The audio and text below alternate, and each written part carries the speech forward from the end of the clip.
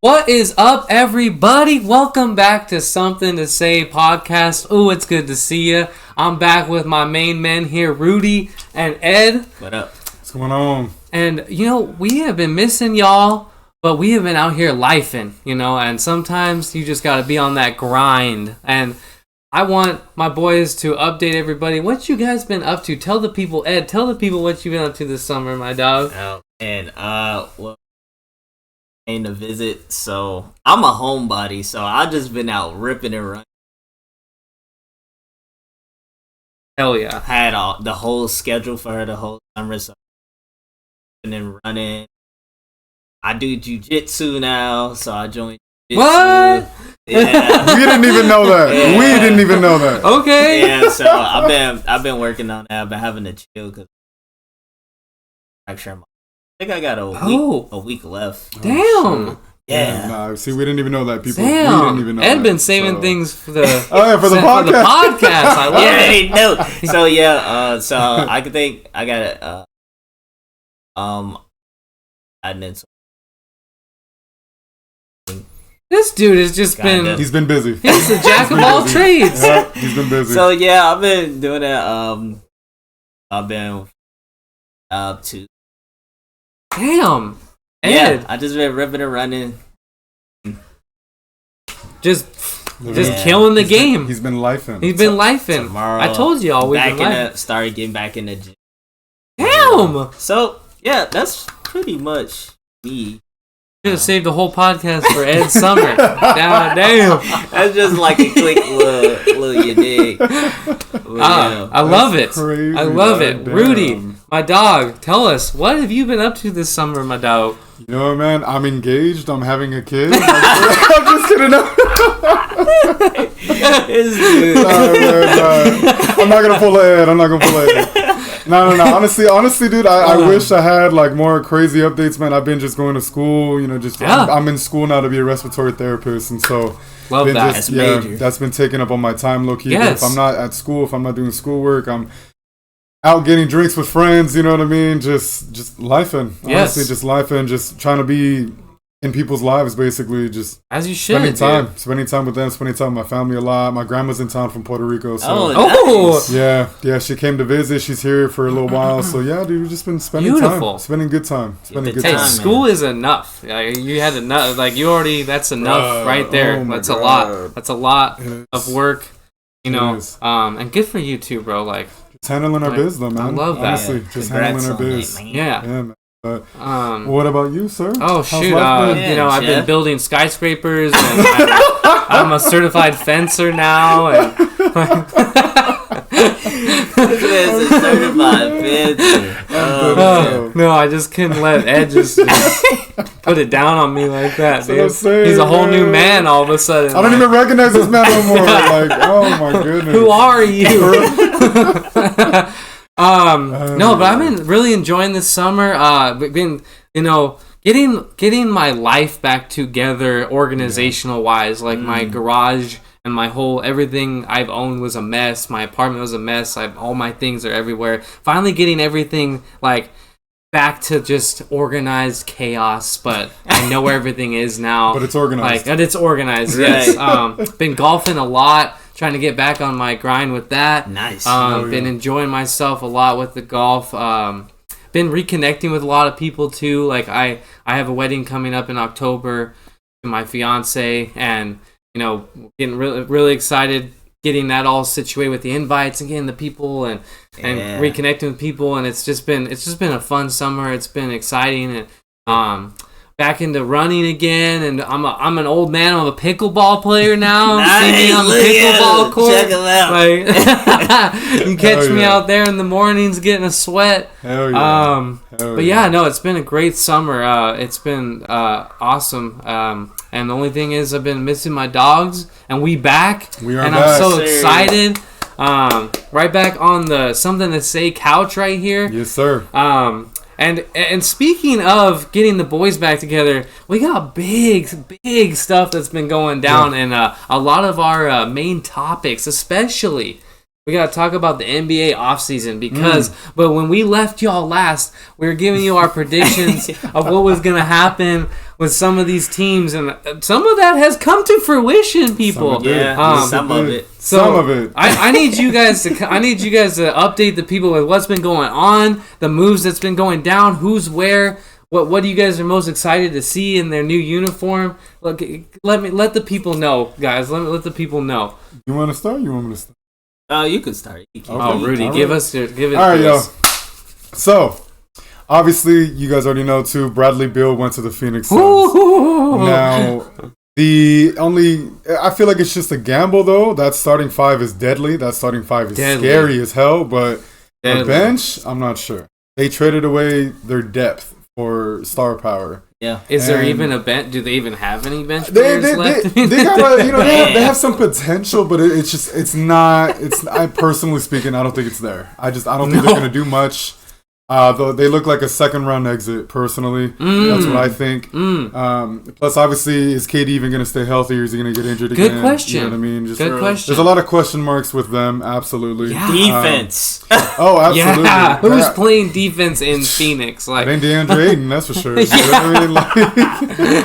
But besides that, there's also obviously the Warriors. They traded away Jordan Poole to the Wizards. Big. That was which was crazy to me. Crazy. Yeah, that was crazy. Because he was balling out all season. Yeah, he kind of, he was kind of cold throughout the playoffs, but all season, you can't deny what you saw. Yeah. He was incredible. He was amazing. He was like the third, or becoming the third Splash Brother. Yeah, absolutely. Easily. But, and, I'm sorry, what were we going to say? I was going to say, just adding to exactly what you were bringing up, like, this Draymond factor is becoming kind of a toxic issue for the Warriors. He re-signed. He re-signed it. Is Draymond worth losing these talented players? That's another conversation. But I was just thinking right now when you brought back up Jordan Poole, I was like, that whole situation got bad. And it's only now the news is coming out even more and more about both players and how they felt about that whole situation. And the Warriors lost KD because of Draymond. Now they lost Jordan Poole because of Draymond. Now I'm starting to wonder how much longer is that going to be worth it? But you know what though?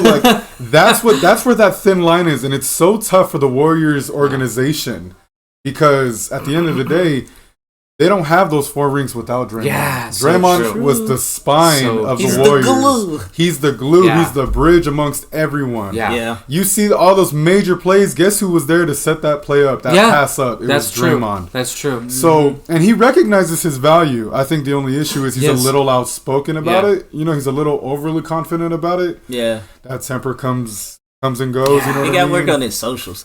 It's a little, but when it's on the court, it's business. Yeah. It's business, but it's just, man, it could be tough. It could be tough. So, I don't think it's going to work out with Chris Paul being on the Warriors. Personally, I don't think so. There's a lot of egos, Chris Paul being one of them. Steph has already said in an interview, little comments here and there about how established veterans need to also know their place, for lack of a better word, and they need to be okay with coming off the bench when needed. And trying to get ahead of it, too, which is smart. Absolutely. Kind of already trying to set the wheels in motion to CP3, hey, bro, you're definitely not going to be starting. The respect is there for you. Yes. You're one of the greatest point guards of all time, of course, but Steph's these rings, I got these rings. Yeah. You know what I mean? And I'm the captain of the squad. I'm the captain of the squad. You know what I mean? As a Chris Paul fan, I don't think Chris Paul is going to...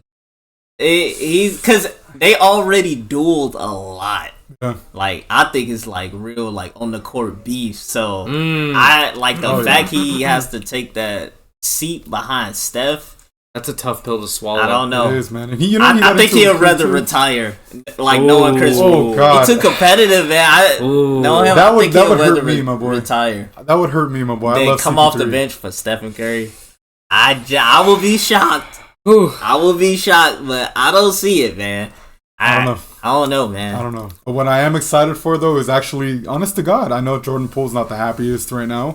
Going to the Wizards. Yeah. A very forgettable team, obviously. Yes. From the last few seasons. But I just know he's going to ball the hell out. Oh, he's going to have 38 games. He's going to... This is going to be his... That's what I was thinking. Yeah. I think he might get 30, bro. This is going to be his let me remind you season. This is going to be the season that's going to get him that 5-year max. Absolutely. It'll be this one. He's gonna be balling over there, like Kyle Kuzma too. And Kyle, they might be a little dynamic duo. I hope so, because I really do love Kuz's game. Former Laker. Former Laker. I got love for all the former Lakers. Jordan, what is it? Julius Randle too. Brandon Josh Ingram. Hart, all of them. Josh Hart, all of them. So yeah, that's going on. God, who else? What is it? Jaylen Brown ends up staying in Boston. You know what I mean? Shocking, bro. He shocked the universe, bro. He just made NBA history. Highest paid player in. Who can't go left? He can't go left. He turns the ball over. Oh my god! And he made a bag, and he can't go left. Hey, his agent. I know his phone is ringing off the roof, bro. Price just went up. Price just went up for his agent. Phones ringing up. That's what I'm saying, man. Can you hold? Bro, out of all the people in the league, he's one of the last people I expect to make NBA history. It's crazy, dude. Like I said, crazy. Get your bag. You know, I'm happy for you. I'm not being a little hater about it, but I mean, I'd be lying if I didn't say I was surprised. Very surprised, dude. How are they gonna pay Tatum when he needs his contract extension? Like, are they really gonna put Brown over Tatum? Like, I don't understand. Like, I really don't understand. And then you want to talk about the glue? Like, I don't know about sending Marcus Smart to the Grizzlies, like, you know what? Actually, I had actually forgotten about that trade. To be honest with you, dumb. I think that was dumb. That was dumb. Like another kind of like Marcus Smart too. Like I got a lot of respect for him, and he said he cried. He cried when they traded because that's his team, that's his brothers. Like you don't. That kind of player doesn't exist in the sports world anymore. You know, they're smarter. They're about their money. They're about their health. They're about the team too. The overall the team. So, but they're not as loyal as like that kind of loyalty. You don't see that as often anymore. You know, a lot of people move teams in this generation, opposed to players were about their team. They would be there for 10 plus years, and they would finish their careers on the same team. But now.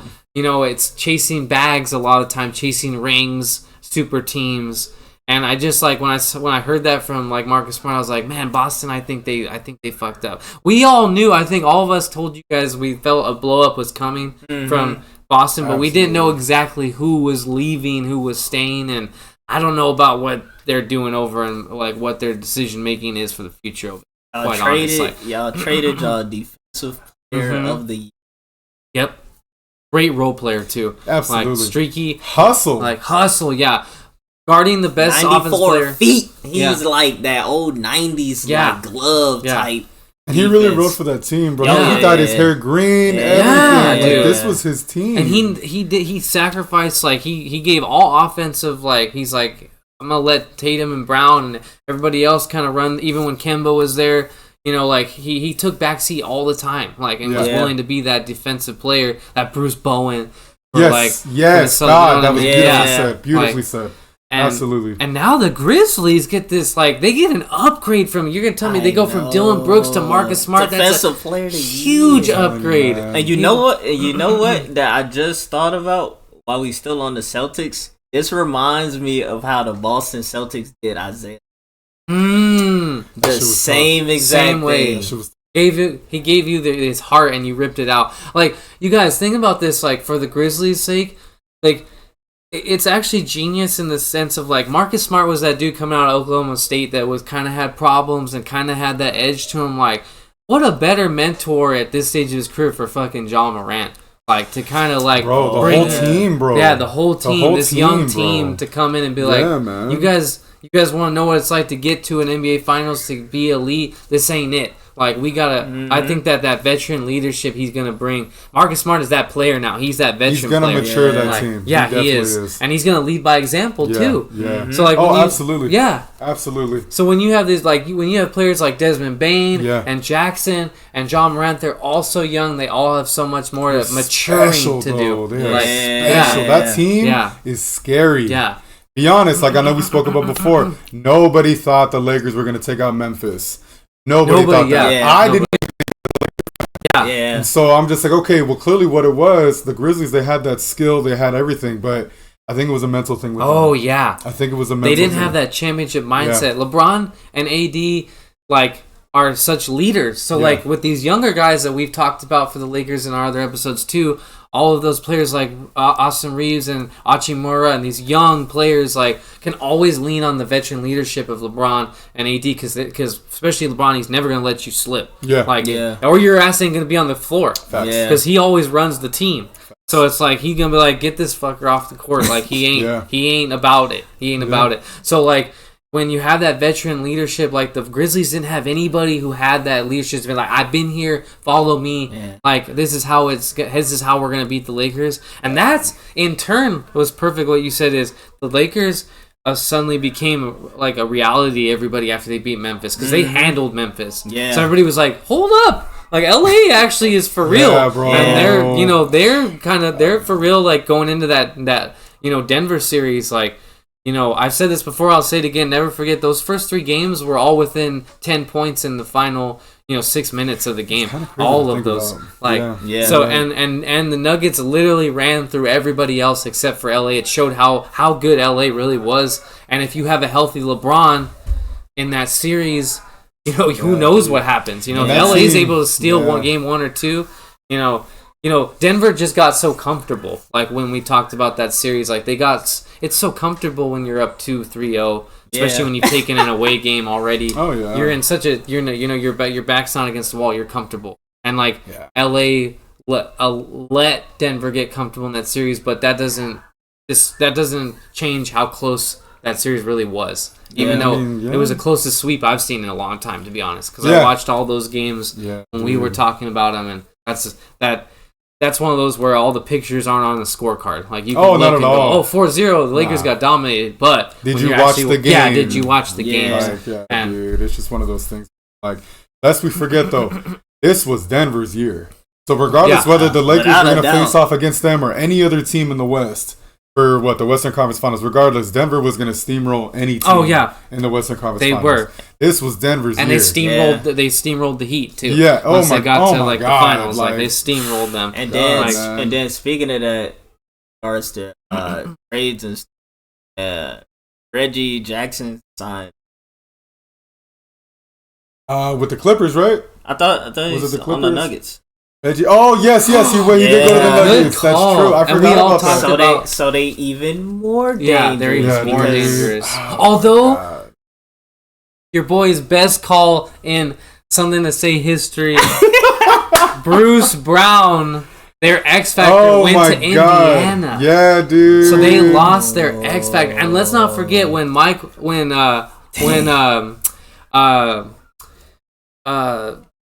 Malone was going off in that parade. He guaranteed Bruce Brown was they already slipped up there because Bruce Brown was huge for them. Yeah, huge. The unexpected X Factor. He was balling for them, and he was those huge points off the bench too when he was their like 6th man.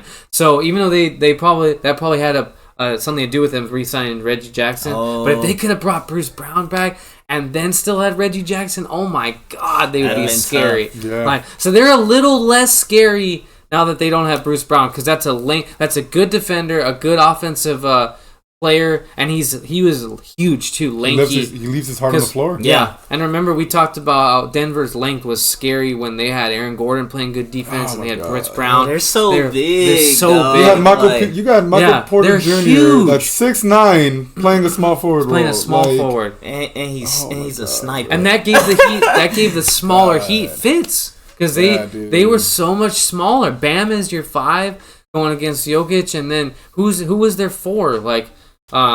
They switched them off. But I mean, they were all so much smaller than Denver was huge compared to the Heat. Bam was in there getting jumped. Yeah, and Bam had a great finals. Let's not forget that. Yeah. But respect to the Heat though, because at the end of the day, it's not easy to make it to the finals already as it is, regardless of if you win or lose. That's an accomplishment making it to the finals. Oh, definitely, especially with their injuries and whatnot. Mm-hmm. But also speaking of, it looks like when we talked about the last two, the West, again, is just so scary because the Clippers now, I think, are realizing the arms race in the West, and now Ty Lue is finally coming out and saying, we're going to be re-looking into this whole rest during he said we're going to be taking the regular season. We need to take the regular season a lot more serious, and that's a that's a direct shot at his fucking at Kawhi, because the Clippers are just not, they're the way that they're operating is not going to win a championship. And at the same time, Paul George is on his podcast coming out going, "I'm on my bully shit this year." We gonna see. So I hope so. I love Paul George's game. Yeah. Paul his George game is beautiful. But let's see if they actually are gonna back up. Are they gonna be about it? Because they're not gonna. They're gonna fall off the side again when it comes to Phoenix and LA and Memphis. And you can't forget Dallas now that Kyrie is resigned. Oh yeah, we was wrong. We were wrong about that. Yeah, we were all. That man stayed, and I was shocked. I did not think Kyrie was gonna stay on the Mavericks. I for sure thought it was about to be Batman and Robin again with LeBron and Kyrie. Yeah, me too. But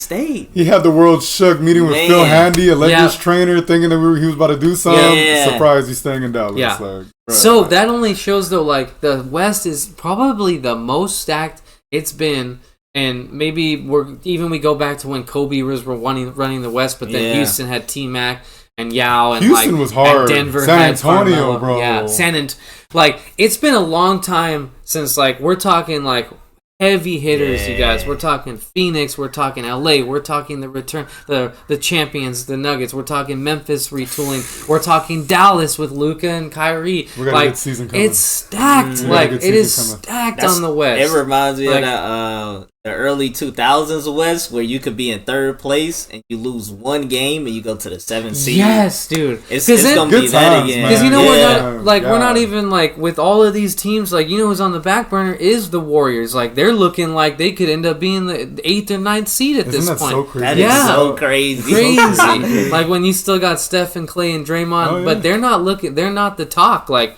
like there's a lot of the Kings too. And the Kings, yeah. I forgot about the Kings. The newbies coming up. Oh my god, man, they are special. They are scary, but they need a solid 5.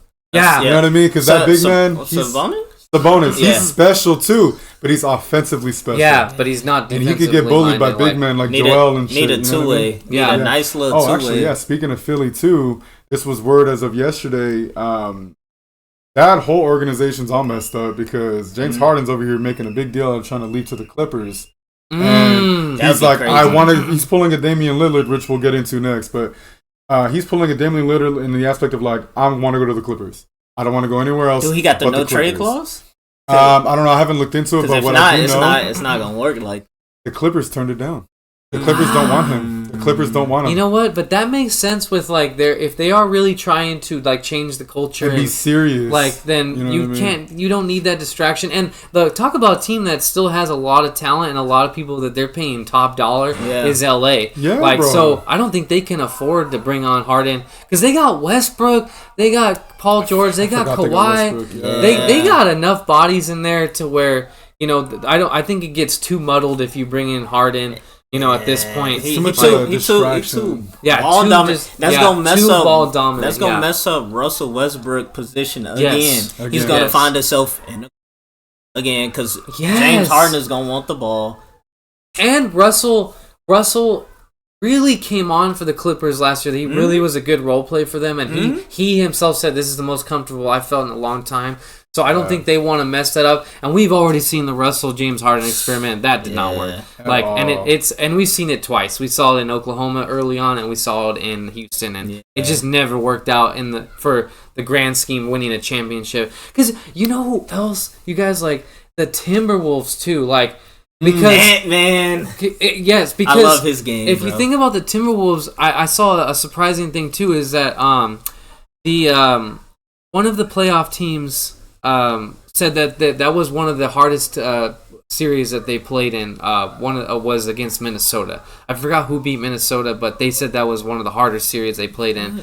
And they're hungry.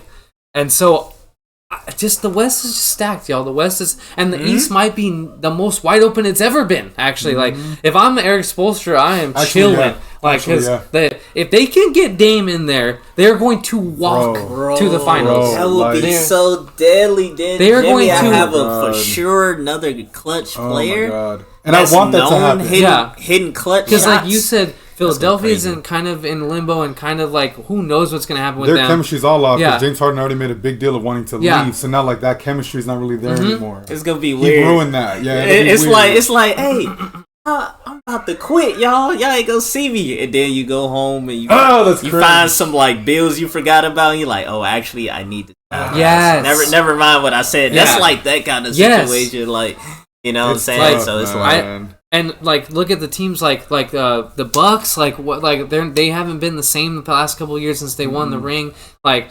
the Knicks.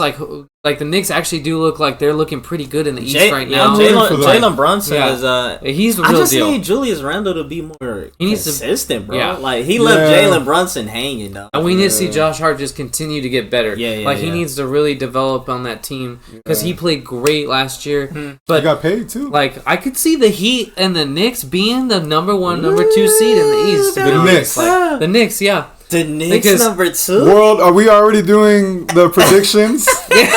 Is it too soon? October is coming up here quickly. Hey, low key. Yeah, that is crazy. The season is coming around the corner, it's coming quick. But you're right. Like you know how we are with our predictions. Like, if the Knicks is number 2, I could see I'd be happy though. I want to see it'll be something different. But also, I want to see Indiana do good too, though. Yeah, but with that addition of Bruce Brown, I was looking the other day. Halliburton. Dude, Indiana, honestly, there might be some big surprises out of the East, we know what we're getting out of the West. Like, we know we're getting powerhouse teams. We're going to get a crazy, like you said, I think from 1 to 8, it's going to be flipping like every other week. Fight, these seasons are going to get better and better, bro. They really are. The NBA is really coming into its own. And like we've talked about before, I think the talent pool is absolutely the deepest it's ever been in the NBA. Like, there's just talent so far down the draft, so far. So these undrafted players always end up. Who's going to be the next Austin Reeves this year? Who's going to be the next Damian Lillard? It's like a lot of these X factors that people aren't seeing being X factors. So you have Austin Reeves, you have Cole Anthony, you have old boy from Miami, the other one, the one that signed with the Lakers recently. Forgot his name. Martin.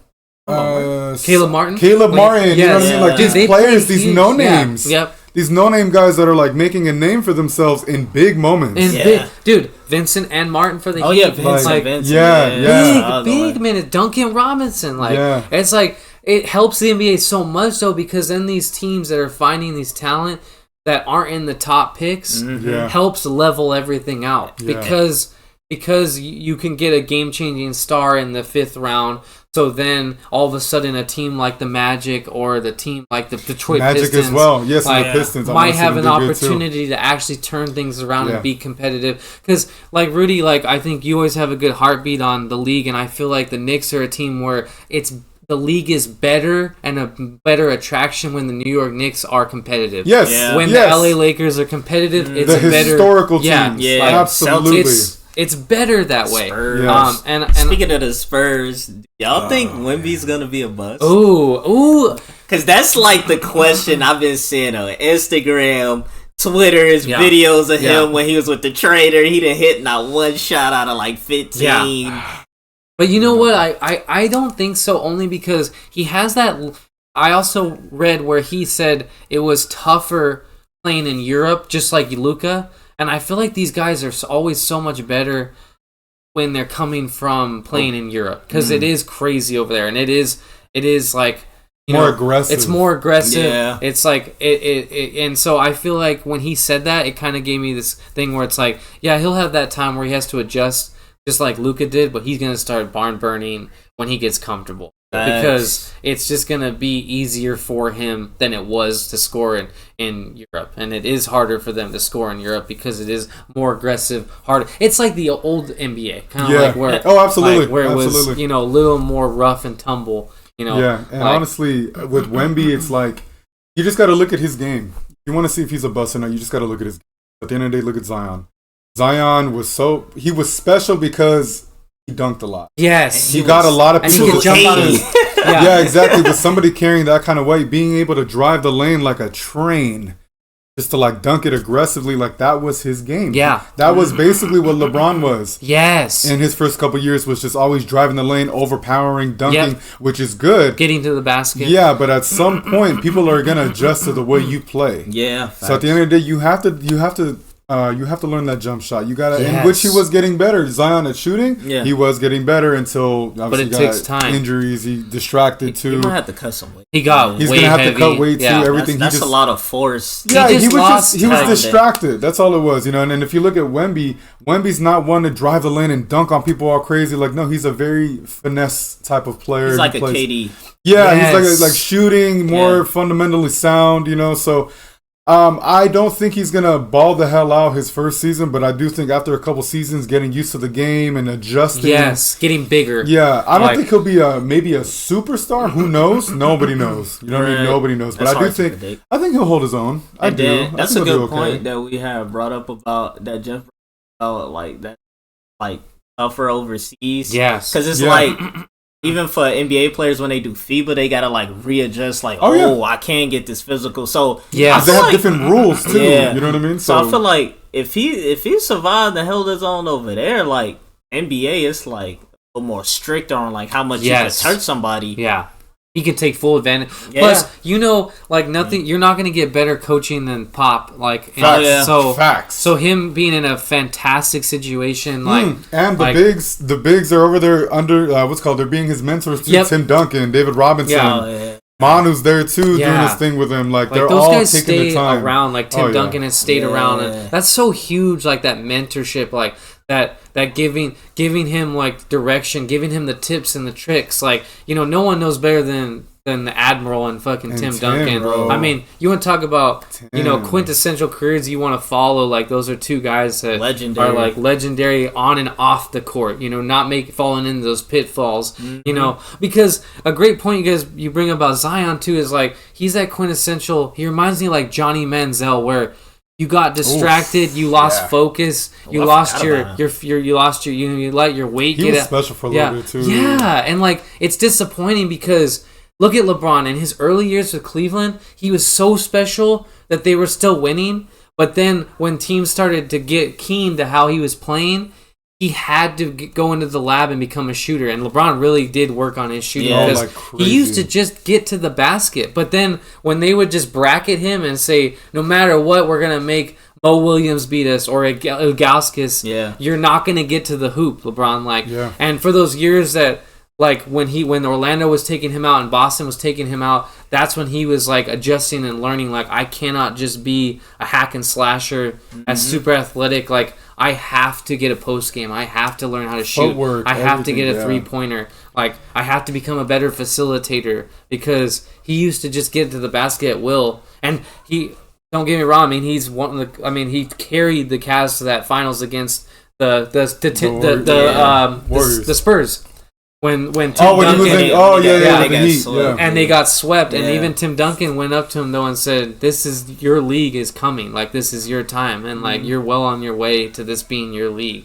Like and so but you're not gonna always have those to hear from Tim Duncan. Bro. Yeah. And you're not always gonna have those mental freaks like a Kobe or a LeBron or a Michael that refuse to allow this like outside nose like Zion clearly like you know, he got his money, he got his fame, and like he got injured, but then he didn't keep his weight down during that time. He let that get out of a whole baby mama drama. Yeah, it's just a lot of distractions. I feel like he got a bunch of yes men.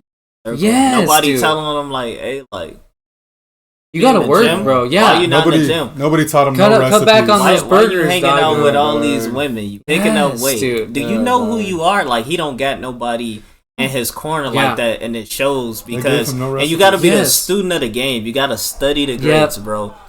And like, you got to realize like it's work still. Like you may have made it, but it's still work. Because like I bring up Johnny Manziel because he just had a documentary that came out, and he literally said in this documentary he watched 0 film.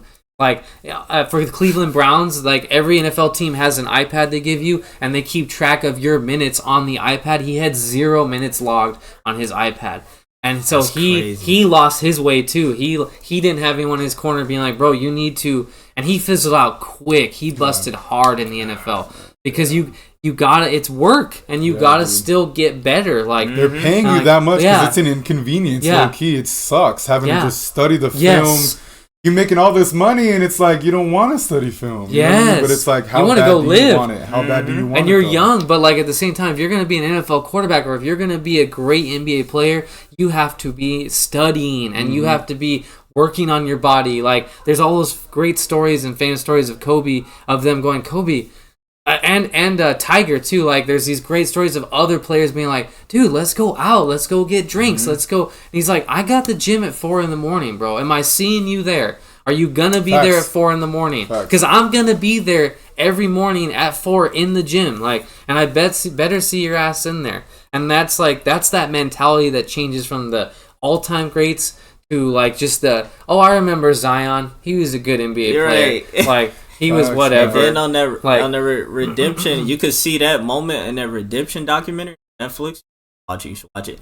But once they got hip to what Kobe was doing, transformed the whole mindset of the whole team. And that's why it pays to have that like mentally strong, physically strong veteran on you. Because just imagine if Kobe wasn't there, they still would have been going to the clubs. It probably would have been a redemption team part 2. Like they probably would have had to like keep trying to figure the pieces together. Oh, dude, like, you just gotta know your goal, man. You gotta prepare for work, so when you show up to work, you can. Don't just show up for work; they'll get better. Yeah, like that's why I have nothing but respect for LeBron, bro, because he completely changed his game. You know, like it was starting to change a little bit in Miami. It was, but he was still somewhat that Cavs LeBron from early with Miami. People say that's the best version was Miami. Personally, I thought the Cavs when he came back to the Cavs. I think that was his most structurally, fundamentally sound player. His shooting was phenomenal when he was back on the Cavs. I mean, his all-around game was everything. That was peak LeBron. That was peak LeBron. That was peak.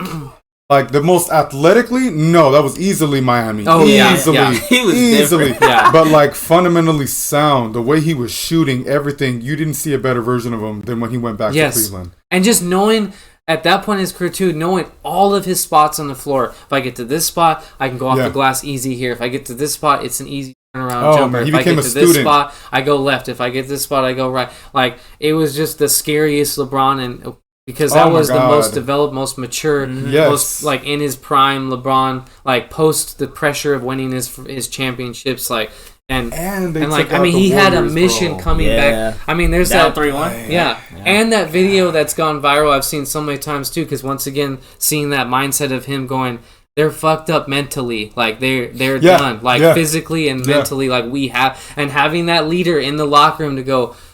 This is the time, boys. The blood is in the water. Let's strike now or never. Like this is our history. moment. Yes. Like, chill. And see now, and those moments become those goosebump moments because they manifest it because of that work, that leadership. You know, like, and so it. You know, like I go back to like the Tiger Woods thing too, because there's like a bunch of times where John Daly, who's like a famous drinker and partier golfer, and he doesn't take the game too seriously, and he's like, Tiger, like come and have a drink with us, like come hang out, dude. You just got out of the gym and you're going back to the gym. Like I'm still at the bar having a drink, and he's just laser focused. He's like, no, I'm not. He's like, that's why you're at where you're at, and that's why I'm at where I'm at. Like levels, and it's so true. Like levels. it's like knowing that I watched this great freaking video of Tiger Woods' father talking to him. Him and his dad talking to an interviewer, and they're talking about how his dad would pick on him and yell at him and just like get under his skin when he was learning to golf. And he said that when he was done with him, he said, Tiger, you are mentally stronger than anyone you'll ever play against, and that's going to be your edge. It's like, this is like, I've prepared you so that no matter what you hear, what people say, what they do to you out there, like, you're ready. Like, you are mentally stronger than everybody else. Instilling that blueprint. Like, that foundation. And that's just that crazy that's always the difference, bro. Like those little, there's always levels, like you said, and like those people that are going that next level, that next, that There's another documentary, if you haven't, you should check it out. It's Tom Brady's documentary. There's like, it goes over his entire time with the Patriots. I don't like him, but I love his story. Yes. I can always respect a grinder, bro. You can't not respect Tom Brady no matter what. No, bro. you have to. And one of my favorite episodes is when the Patriots in the middle of their dynasty. You see why, because all of the players would call each other out on the daily. They would go, I just ran 2 miles. What have you done lately? And then he'd be like, I just ran 3 miles. What have you done? And it's like the whole team had this accountability where it was dope. I'm going to outdo you and I'm going to call you out and say, I just did this more than you. So then the next person's going to try to hit the weights and be like, I just benched 360. How about you? And like that kind of accountability was insane. Yeah. So it's like you never wanted to feel like, oh shit, like I've done the least. So everybody's on that same path going, oh, motherfucker, like, I outdid you today. Like, even players that were coming to the team, they knew, oh, shit, if I'm going to the Patriots, it's not an easy walk. Like, they're expecting another win. Yeah. They're not going to settle for anything less. Nothing. That was the culture. They had set that. Like, if you're going to join the Patriots, be ready to work, because we're not losing. What's so cold about that, too, is, like, setting up the culture, like, what have you done today? That sets it up to be like ongoing forever because that could never end. Because you be like, you know what? You got me today. I'm gonna get you tomorrow though. I'm gonna hit 350 tomorrow. Can you hit? Are you gonna hit 350 tomorrow? Like it could just keep going on. Then you be like, oh, you got me today 350. I'm going 360 tomorrow. Like, and now you're reaching pinnacles you never thought before, and you're reaching them together. Yeah. Because now all of a sudden, like, you're just climbing up that mountain higher and higher and higher until you're setting the bar so high that like your standard is like no other, and that is why the Patriots became a dynasty, and that is why when you have a leader like a Tom Brady who has in that same mental capacity as a Kobe and a Jordan, the GOATs, you know, even Julian Edelman. One of his all-time receivers said, hey, you going... Oh, he was special, too. Yeah. And he said, are you going from Montana, which Montana had 4 rings that he won with the 49ers, and he was kind of the pinnacle there, and he said, fuck no, I'm going for Jordan. Like, and that's another, like... That's tough. He wasn't even, that's tough. Like I'm already mentally, I'm already past that. Yeah, I know I'm gonna pass exactly. That. Like I'm not even thinking 4. I'm thinking 6. He was chasing a whole nother level of greatness that extended farther than just his respective sport. Yes, that's how you know right there. And that gave me chills too. Watching Edelman's being interviewed and on a podcast, and this is when he said like he just directly told me that like that was at all times. He's like, he's like. No, it's Jordan or bust. Like, and sure enough, now this dude has 7 rings. He has more than Jordan. But setting that bar, like, is gonna help you reach 4 so much easier if you're like, I'm not working for 4, I'm working for 6, and that's a whole nother level of pushing yourself and a whole nother level of expectations. Because if that's your expectation, then you know how hard you have to work. You have to work harder than anyone's ever worked because that's never been done before. But if that's your expectation every day, then you're just outworking everybody because your work ethic, your normal routine is so much more than anybody else's normal, if that makes sense. Where if somebody else goes their checklist and goes, I'm trying to win a Super Bowl, I did this for the day, that's good. And here's Tom Brady going, I'm trying to win 6 Super Bowls. So this is what I have to do to get this. Why do you think it was straight business, bro? When he won, I think it was not his last, but his second last ring with the Bucks, and or no, maybe it was with the I don't remember, to be honest with you. Oh, with the Bucks, or with the second last ring. The second last ring. Oh, that's the Patriots, right? Yeah. They're celebrating. Tom Brady was already at home. Tom Brady just went home. He wasn't out celebrating all night, nothing, because in his mind, he's like, it's not done. I'm not done. Yeah. It's not over yet. Yep. What is there to celebrate? It's not over yet. And that is a perfect example. What? Like, oh my God. He's already moved on to the Super Bowl. He's not celebrating the championship. One of my favorite... He went home. Yeah. And one of my favorite stories, too, from Tom Brady with the Buccaneers when they won their Super Bowl was after they won the NFC Championship game, which is a huge pinnacle for a lot of NFL players in their career. Devin White, who was their linebacker, was crying in the locker room. Tom Brady walks by, and I quote, says, "What the fuck you crying for? We haven't done shit yet." Like, and that is the difference right there. Yeah. That is the difference. Yeah. Like when they're celebrating they won the NFC Championship game, and he's already mentally working for the Super Bowl. And like, what are you even happy about? We ain't done shit yet. And then they end up routing the best team in the world, the Kansas City Chiefs, in 2 weeks after that. That was a like hell they of a destroyed game. them. Damn. Like, Crazy, and man. so that's that next level like mentality. So sorry to go on a tangent, but going back to like when we were talking about Victor with the Spurs, like he's got that leadership. That was a like, rabbit hole. Like he's got that leadership that's gonna help him be a star. I feel like he's got too much in his corner to fail, basically. Yeah, like, too many great legendary. Like, but also it speaks to his character alone, because you could go in one ear and out the other, but no, he's actually sitting with them. He's listening to them. You know, he's taking time to talk with them. He's very open soaking to receiving. like, he's a sponge. That's how Kobe was with Mike. He said Mike said Kobe used to hit me up all the time. Yeah, all the time.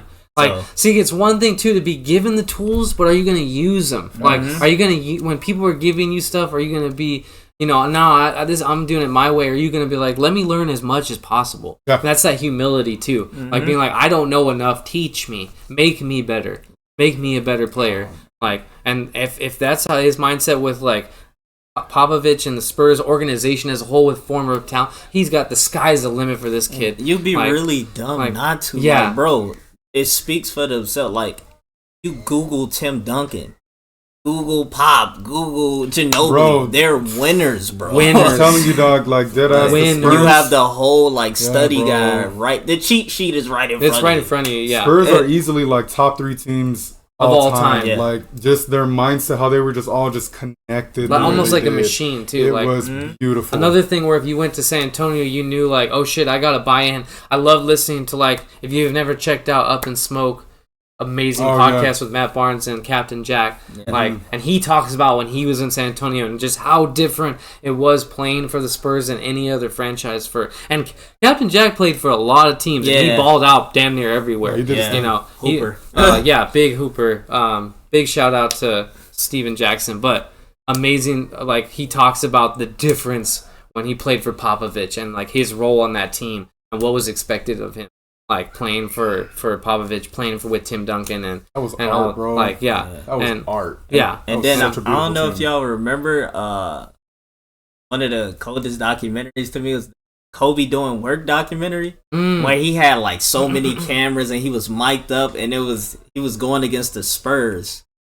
Like, and it's just crazy, like how the intel he gave on the Spurs, like, hey, you gotta be careful, you can't be lazy with your passes. Cause like Bruce Bowen gonna be waiting like that, and like the way just to see it from a opponent's perspective, like cause Kobe's a student of the game too, just how he break down the Spurs, and he just even Kobe knew like as great as he was, like, hey, got the Spurs tonight. He gave them that respect. Yeah, you have to go 120% against the Spurs, cause he said they'll pick you apart. So, that's why I'm low key. I will forever be a fan of that Spurs team. Because that was probably the most put together team for the NBA in probably decades. So, like, that's an organization. That was special. Special. Tim, Tony, Manu, all of them, bro. Like that was special. Bruce, like that was special. Amazing, like dude, and I hated them. I hated them growing up because they always beat the Lakers. Yeah, just like Denver hated the Lakers all these years. Yes. The Lakers always beat them. I always hated the Spurs. Yeah, I hated always. The Spurs did. I love Ginobili though when he wasn't playing the Lakers. Man, I hated it. I hated every player on the Spurs. But now looking back, now that they're retiring, and you're looking back, you're watching the film, and you're just like, that team was special. Yeah, bro. And then you see them outside the league with their families, living life, doing their thing, and you're just like, I can't hate this team. You have to have so much respect. Oh my God. They just came. They just showed up to work. Oh man, to the best of their ability. And Tim Duncan was a swimmer, bro. Like that's all he liked to do was swim. He was a swimmer, and then he's like, "Sure, I guess I'll play basketball. Why not?" And became one of the best, maybe the best power forward that ever played. Arguably the greatest fundamentally sound player. You can't talk about the best power forward in NBA history without mentioning. I think it's impossible. At least top two. At least top two. He's either top 2 or he's number 1. Like I think it's hard. I think it'd be hard. It's harder to argue against it than it is to argue for it. I think he is. I want to dive into that. Low key, I think he is too, because it's not KG. All respect to KG. Yeah. Amazing. I can't think of nobody. It's not Dirk. All respect to Dirk too. But that's a great one. But yeah, no. You know what? For the next episode, I think just because it's fun to me, I'm gonna do a top 5 all time of every position. Ooh, I want to look into this. I love that. Hey, so, you know what? It's a top 5 point power forwards. Top 5 every position. Top 5 point guards. Yeah, we should do that. Come with our list. You guys come with the list too. It's a program where you can actually like do the tiers. Where you can take their picture and put it. I don't know if you guys saw it, but I think I could do it like with. Let's do it. Let's go. Yeah, we got some fun stuff coming for you guys. Like I can't wait. Oh, that could be like wait. its own little separate video. video. Man, that'd be cool. I think it'd be cool. So we'll go ahead and do that. But perfect. Well, y'all, we're gonna move on from the NBA. We got much more to cover when it comes to the NBA. Because that season is coming right around the corner. I'm so glad we have to catch up on the news, though, for you guys. We are going to come with our list, too, with you guys. That's going to be awesome.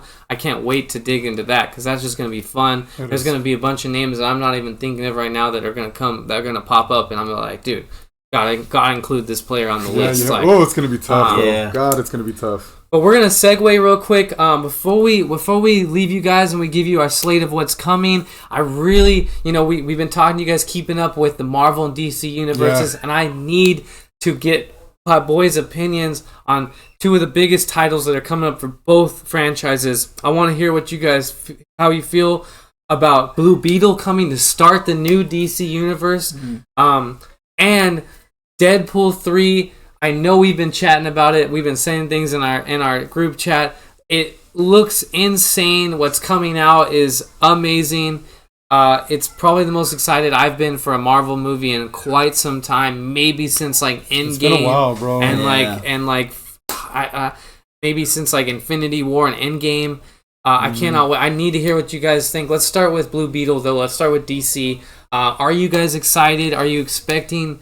What are you expecting from this, and are you excited about it? Like for this reboot, DC. I'm excited for the reboot. I think it's been a long time coming for something new. Try to change it up a bit because the old really not working. So, but I think I'm gonna approach it like how I approached the Flash movie. No expectations. It's the debut. Yeah. I mean, I hope it's good, but I'm gonna just go in clean mind. I also don't know nothing about Blue Beetle, so I'll probably do a little homework before I actually go see it. So that's, I'm optimistic, but hey, we'll see when we go see it. But that's like my hope.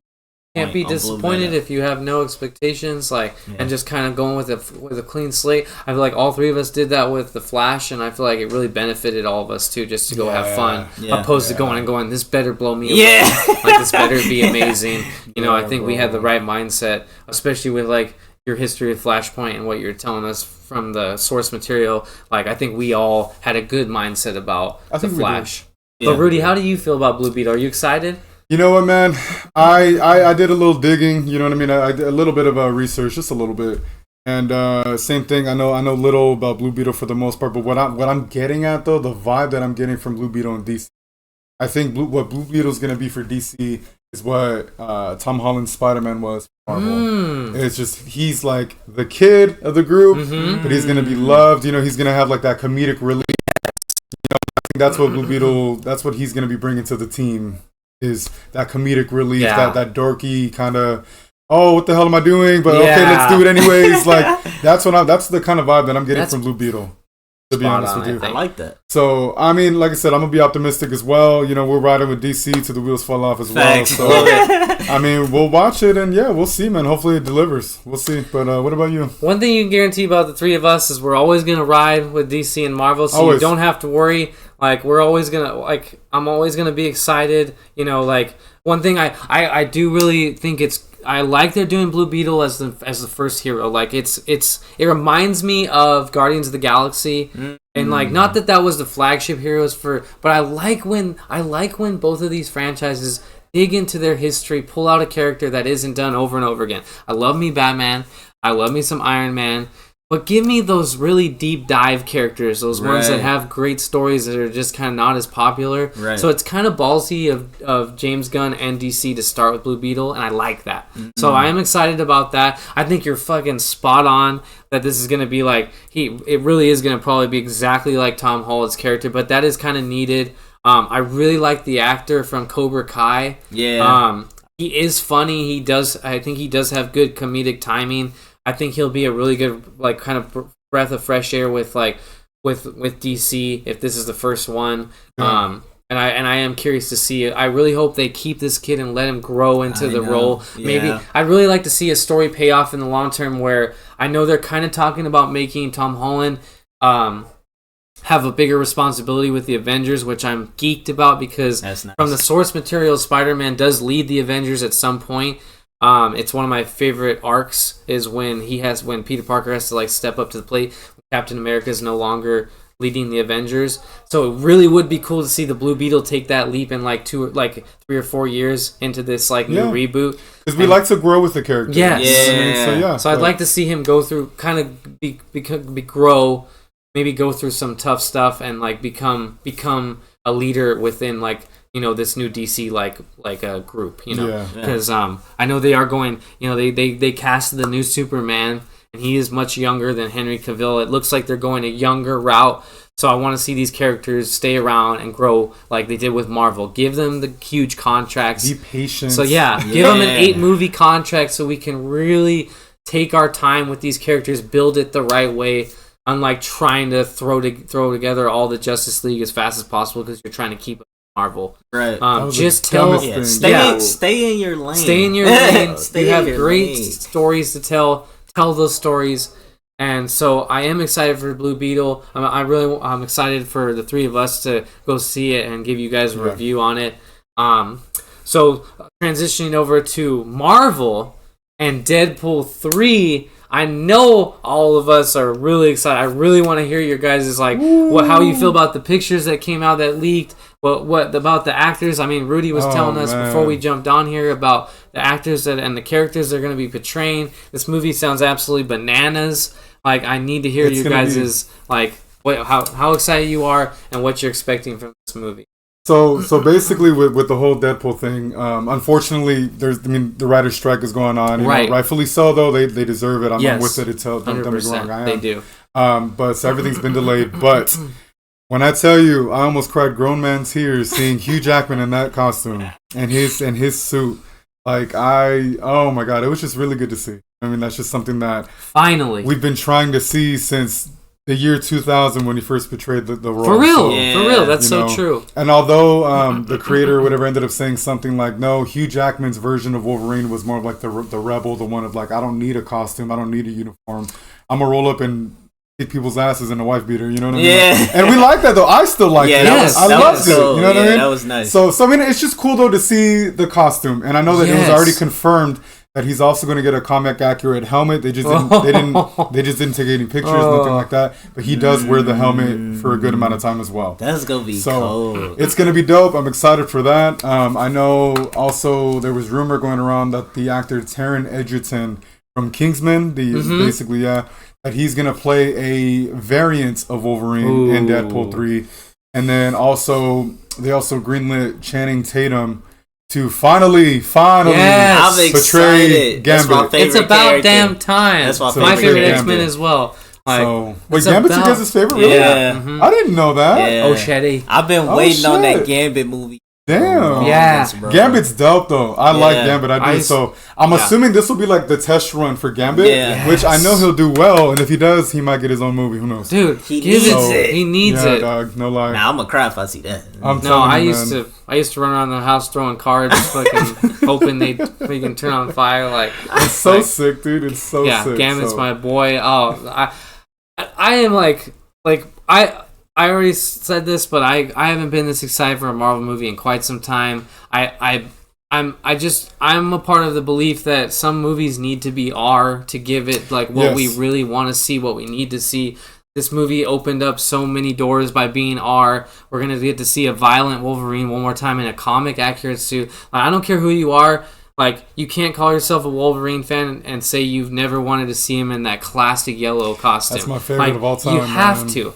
And if you grew up watching the 90s show, that makes you want to see it even more. Yeah. And the fact we are going to see it, we are going to see, Hugh Jackman one more time. That alone is enough, for me. So I think I really hope Marvel doesn't fumble this back, and I really do feel like this might be a really good starting point for the mutants. Like I think with the time travel, absolutely. Like this might be the final. Like this might be the time they're gonna start to introduce the X-Men into the Marvel universe. Because they've been trying to do that for some, and then we can finally get into like the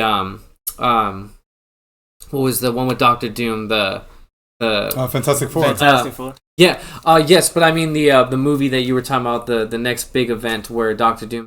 Secret Wars. Yes, Secret Wars, definitely. So if we can get Deadpool 3 to give us the mutants, we can finally move towards doing the Secret Wars like it's really supposed to be, like having all the comic accurate characters, because even though.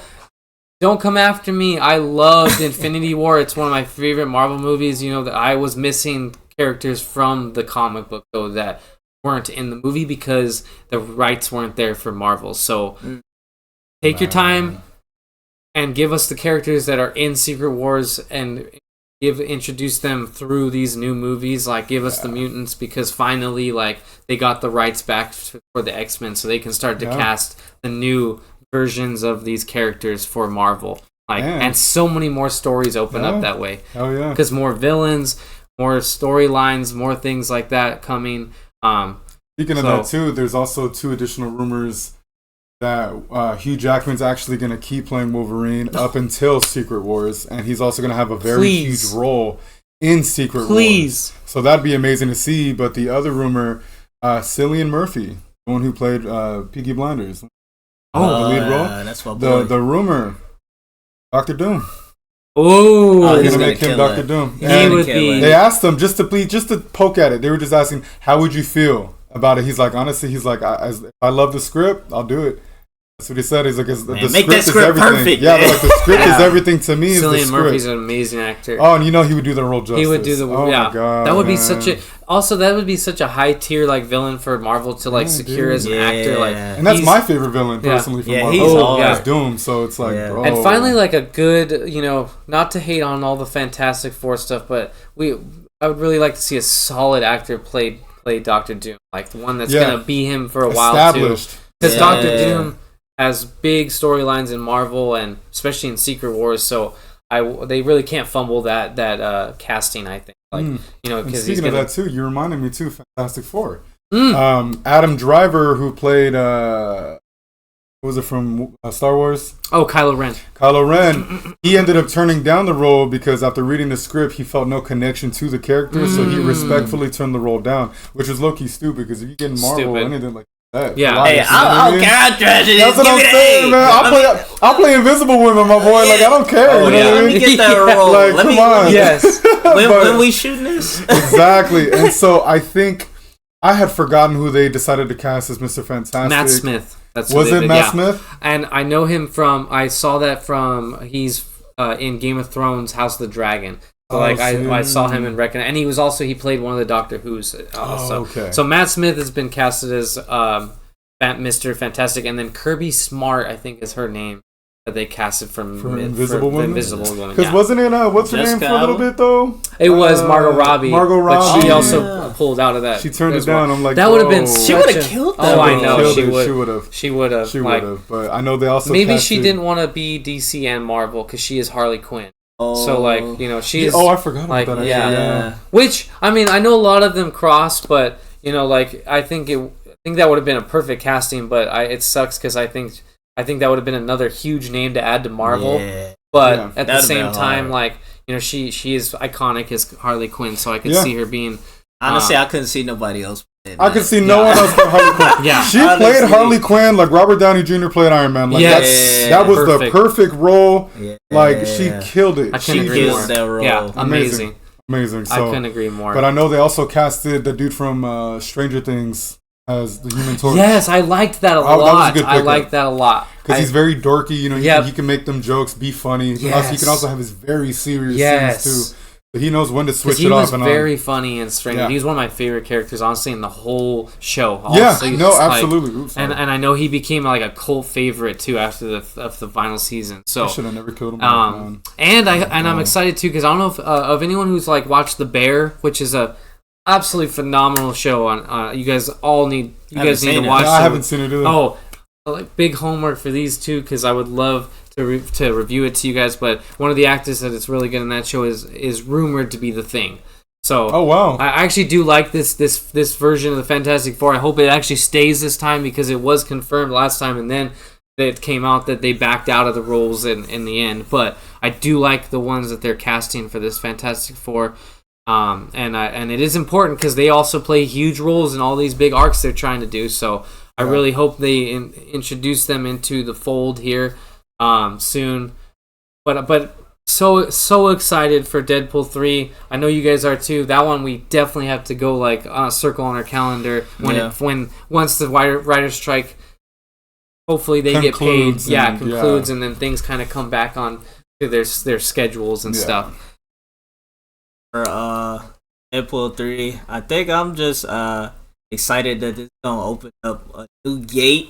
Yep. Like, you know, a different side of Marvel, like new stories, like y'all mentioned, new characters. Yes. My boy, this could lead to my boy Gambit getting his own movie. Ooh, finally, please! I love Wolverine. I've been watching the '90s cartoon and all the X-Men's in the early 2000s. So excited about that. I love Deadpool. Perfect between serious comedic relief. I feel like out of all superheroes, I feel like his is just perfect. Yeah. Like he'll slice a head off, but also like make you laugh. So him and Hugh Jackman, like that's just Hugh could be funny as hell. Yeah. You know what I mean? He's so charismatic. Absolutely. So it's gonna be just so dope to see them together with some hints of like Gambit. So I'm excited, man. And they're such good friends. I mean, the only reason Hugh Jackman is back is because Ryan Reynolds brought him out of retirement. Shout out to Ryan. He kept like cracking jokes, throwing little jabs in his movies and everything. Like, they he made it known. Yeah, he made it known. So and just have to mention this to you guys out there is like how cool to watch these two go from X-Men Origins where they gets clowned on all the time, and they're both of them getting their redemption where Ryan Reynolds is getting to do Deadpool the way he wants to do it and Hugh Jackman getting to do Wolverine the way he wants to do it. Like, what a cool... That's just cool in itself. Yeah. Because one of the classic, like, cult, like, geek nerd, like, jokes is, like, people making fun... Ryan Reynolds makes fun of himself all the time for his Deadpool performance in Origins. It was just bad. That movie's just bad all around. Like, I'm sorry. Potential, like, man. It had potential. Yeah. I wanted Gambit to love in there it. too. Yeah. And it had Sabretooth. I love Sabretooth in that movie. Oh, yeah, he's great. I loved him in that movie. And trust me, I wanted to love that movie. I still watch that movie. I've watched it a bunch of times. Me too, man. But at the same time, it is one of those things that's just known to be kind of hated on. And especially just what they did with Deadpool was so far off of the comic book that getting this redemption thing is just so dope. The fact that that's even happening. The fact that it's even happening, so cool. I thought when Logan was over, I was like, I'm happy with what I got. I was like, I'm sad that I'll never see Hugh Jackman again, but I was satisfied now. I get more, and that in itself is just amazing. In the comic suit too. Yeah, it's just all just such a bonus. And the fact that when they released the comic book suit pics, like they showed that we're gonna guaranteed get a fight scene between him and Deadpool. That's gonna be hilarious. He's clearly cutting his limbs off and throwing them at him, and it's just gonna be. That's probably gonna be one of the best scenes in the movie. It's gonna be a mix between gory and funny. It's gonna be hilarious. And that's what I love about like them because they're so established now. You know what I mean in their character, Hugh and Ryan Reynolds. That they have that creative freedom. To make it funny or not. You know what I mean? Like they have that freedom that they didn't have. I'm assuming back before. So I feel bad for the editor of that movie. Oh my god! The amount of improv and takes they're gonna have where they're saying different things and doing different things. Like, the editor's gonna be working around the clock. Like I hope they do a release of like the behind the scenes. They have to. Oh, they would have to, dude. Because I know Ryan Reynolds too is really good with improv. So there's probably just so many takes of different lines being said. They might put some at the end credits. Oh, that would be sweet. That would bring be that amazing. back. What happened? That was to a '90s movie thing at the end where you get the bloopers. Bring that shit back. For real. God, man. But see, this movie, I feel like this movie's gonna be what Multiverse of Madness should have been. When it came to like the different dimensions, and the different versions of characters. Absolutely, because I would have loved to see John Krasinski as Mr. Fantastic. Yes, dude. Again. Yeah. I would have loved to seen that. You know, they got our expectations way too high, for at least for me. No, they for do with me Doctor too. Strange. Yeah. I saw all these rumors, the Tom Cruise coming in, and the all Superior this, Iron Man. and I really was getting so hyped because Yeah. I thought we were gonna see so many different things, and really, honestly, it was very underwhelming. Like with who we did get to see, and even some of the actors, like Haley Atwell, who played Captain Carter, came out and said she didn't really feel like her character got much justice in that movie, and she also said that they never even filmed together. She never even met John Krasinski because they filmed at different times. Damn. And she just said it was kind of a clusterfuck. And I feel like you can feel that in that movie too. Yeah. Like it didn't reward. I didn't get as rewarded as I thought I was going to be watching Multiverse of Madness. Like It felt really rushed. Yeah, it felt rushed. It felt like they changed directors too in the middle of that movie, and you felt it. And even Elizabeth Olsen has come out and said that she wanted to take a break from Scarlet Witch after this movie. And there's a lot that I think got fumbled with Doctor Strange, and I think Deadpool 3 is going to, like you said, I think it's going to live up to the things that Doctor Strange was trying to live up to when that came out. Like, and I think, like, overall kind of underwhelmed. You know, a lot of Marvel movies recently have underwhelmed, really, and I think they need something to put the life back into the next few years of the Marvel movies that are coming out. Because even Chris Hemsworth said it too. He's like, I would love to continue playing Thor, but I want to come back when it's like something more serious. Yes. And because they giving him a lot of like, the last movie was more kind of like goofy. Yeah, I still enjoyed it though. Don't get me wrong. Yeah, I still enjoyed it. You know, the whole him losing his love or whatever. Like that whole story was great. I thought the villain they should have used more though. Oh yeah, you know they severely underused Christian Bale. Yeah, dude. Like severely. I was like, damn. So there was a couple flaws with that too, but I feel him though because he knows what their potential is. Yeah. With Phase 1, 2, and 3, like how amazing these movies really were, and where it is now, it's very just underwhelming. Yeah. It's just very subpar. I don't know. All these last Ant-Man 2, like I love Ant-Man Marvel, was and a horrible. lot of these Ant-Man was fucking horrible. They really need to Glad I bounce. didn't go see You it. know, Bro, that shit pissed me off. Yeah. King the Conqueror, like that whole movie, it was rough. Like that shit pissed me off, dude. Like how? Oh, I don't even want to talk about that movie. yeah, Oh Erica, it's her least favorite Marvel movie. She hated it. Like honestly, God, like man. their bar is dropping. Like they really need something to get them back. Like DC right here. Like they're almost. They used to be like right here. They're like right here now, man. James like, Gunn's probably licking his chops because this is the time. This is like Marvel showing like they have a little chink in their armor. You know what I mean? Like, Marvel is the Warriors in 2016. And DC is the Cavs. They smell blood in the water. There's an opportunity, but are they going to capitalize? We'll see. James Gunn's up there in his meetings going, "Can't you? They're fucked up physically and mentally." Like, you know what I mean? Like, oh my god, bro. So we'll see. Boys, all I gotta say is it is so good to be back with y'all. Yes, it is so good to be back with y'all. Absolutely. This has been a great episode. I'm gonna wrap it up for us. We wanted to just touch base with you guys. Tell us we're not gone. You know, we've just been busy lifing. You know how it is out there. Facts. But I wanted to give you guys a little bit of what's on the slate coming forward because we got a lot of exciting things. You know, one thing I'm really excited about is we got our first segment with Rudy's history segment coming up. Stay tuned. Yeah, we got that coming right down the pike for you guys. As you can see, repping my Niners stuff, football season is back, baby. And if you know what comes with football season is fantasy football. Talk about it. All right? Yeah. And I know y'all have your drafts coming up. I know y'all got your money wrapped up in your leagues. And let your boy Heffrey help you out. Yeah. So I'm going to have my own fantasy segment where I'm going to be coming at you with what players to draft, when to draft them, what sleepers you should be looking for. I'm going to be hitting you guys during the weeks, letting you know, like post up on the comments if you have any questions, if you got players you're trying to decide, let me decide for you. And then hate on me if I'm wrong. And then you don't have to blame yourself. So I'm going to have my fantasy segment, we're going to have Rudy's history segment, and then we got to get Ed Eats back. I'm working on my palette, man, so I don't know what's to come. They just go put it in front of me, thumbs up, thumbs down. We'll see how it goes. So, yeah, stay tuned, man. One of my favorite parts, and Oh yeah, I still talk about them dry macros to my new coworkers. I mean, to tell them it's trash, and yes, they jaws drop when I said it. You don't know. You don't know. Oh my god, I can't wait. Wait till you see what I have for this dude next time. Oh, it's gonna be dope. So we all got segments coming your way. Like, once again, please hit the comment section if there's anything you want us to check out, if you want us to talk about, if you want to be, want something to cover, let us know and we will do it, because we would love to. So until next episode, y'all, thank you again. Once again, this is Jeffrey with my boy and this is something to say. We'll see you next time. Cheers. I'll see you guys.